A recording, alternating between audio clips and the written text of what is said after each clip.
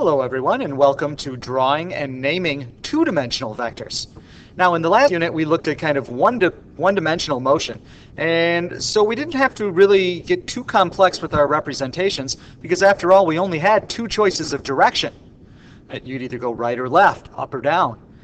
Well, now we're going to get into two dimensions, and in order to do that we need a representational tool for our vector quantities, whether that is a displacement or a velocity or other things that we might look at. And we're always going to use what we used on a motion map, which is an arrow. And that's because arrows have both parts of a vector. They have a size, a magnitude if you will, and they have a direction that they're pointing in. Now just so we all have common language here, this is the tail of the arrow and this is the head of the arrow. So we're not going to be drawing line segments or triangles or things like that in here. We're going to be drawing vector diagrams which are made of arrows. And we're going to use arrows to represent vectors in all sorts of different units throughout the year.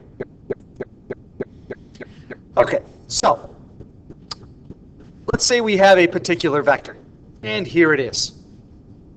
And we want to know, what does that vector represent?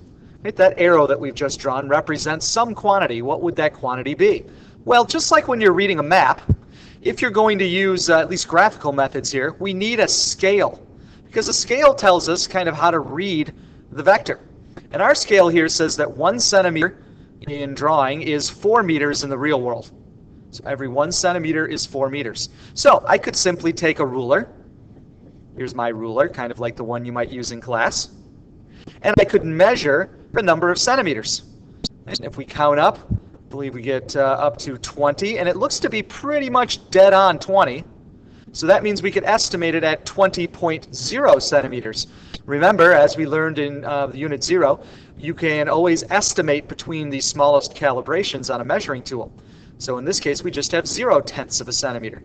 Now, if this is 20.0 centimeters here in our drawing, then what does it represent in real life?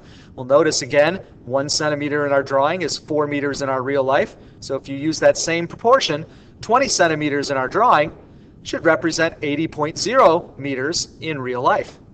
So this, in other words, is an 80.0 meter vector. And notice we don't really draw how long it is, or write how long it is next to it. We write what it represents.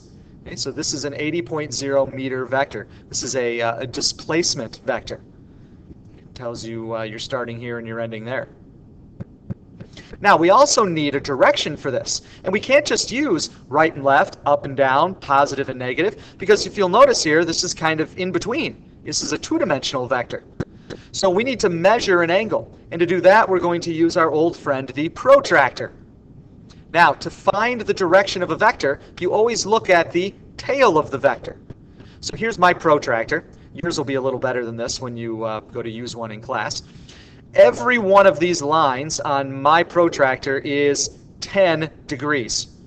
10, 20, 30, 40, 50, 60, 70, 80, 90, and be straight up. So this is every 10 degrees. That means I can estimate to the nearest degree. And it looks to be dead on the line here. So that's 10, 20, 30.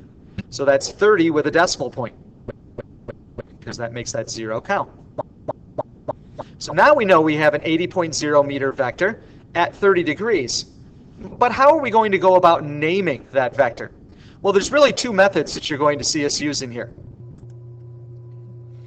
Oh, sorry, before we talk about direction, let's talk about characteristics of a good vector diagram. When you're drawing these on your worksheet today, what should they look like? Well, a good vector diagram has a scale, and that scale is clearly listed. Okay, until we get using math on these, right now when we're drawing them out graphically, right, we need to have a scale so that we can interpret what they mean. And we draw arrows in here, because arrows have a size and they're pointing in a specific direction. And every arrow we draw has to have a head and a tail. So if you're just drawing a line segment, that's not a vector diagram. It must be arrows. And the last thing is, as we've done in this diagram now, we want to show the magnitude and the direction of our vector. So we want to show both things right in our diagram, and that'll make it a little bit easier for us to read or to understand. Now, how are we going to name this direction? As I mentioned a moment ago, there's two ways. First is the cardinal directions. All right, this is north, south, east, and west that you're familiar with. And we're going to use the convention that is just like most maps that you look at, where north is up, south is down, east is to the right, and west is to the left. So north up, south down, east to the right, west to the left. So that's one way we can name this, is using these north, south, east, west. And we'll talk about in a second how we're going to put those together with the angle. The other way is the way that your calculator thinks. This is counterclockwise rotation from zero. The MOP guy calls this CCW, counterclockwise rotation. And this is the way your calculator thinks. Your calculator thinks that the positive horizontal is 0 degrees. Therefore, pointing straight up would be 90 degrees. Pointing to the left would be 180 degrees. Pointing down would be 270 degrees, and all the way around is 360 degrees.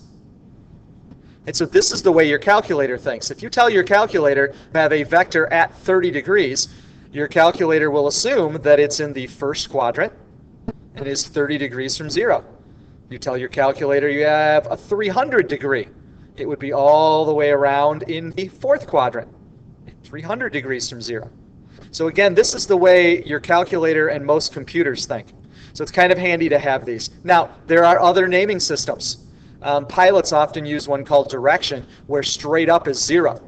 And then you tilt side to side, and that gives you the angle of your tilt.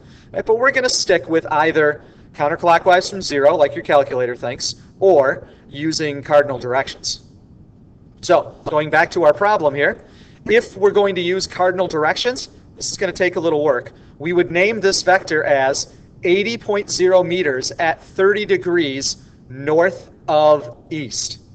Now, what does that mean? Well, if you're going north of east, this is telling you what direction you're rotating. So you're going to rotate through 30 degrees towards the north of east. East is here. We're rotating through 30 degrees. This is something that's just going to take some practice. But maybe this will help a little bit. If I had measured that angle, it would, of course, be 60 degrees. If the other one's 30, they got to add up to 90. And then we would name it 80.0 meters at 60 degrees. And this way, we're rotating towards the east from north. So that would be at 60 degrees east of north. So this is 30 degrees north of east. This is 60 degrees east of north. This is just something you're going to have to practice, which obviously we will do on the next worksheet. If we're using angle from 0, well, then the calculator would say 80.0 meters at 30 degrees. You've rotated through 30 degrees from 0. So there's two different ways of naming our vectors using two different naming systems. One using cardinal directions, one counterclockwise from 0, as the MOP guy would call it. Hope you enjoyed drawing and naming two-dimensional vectors.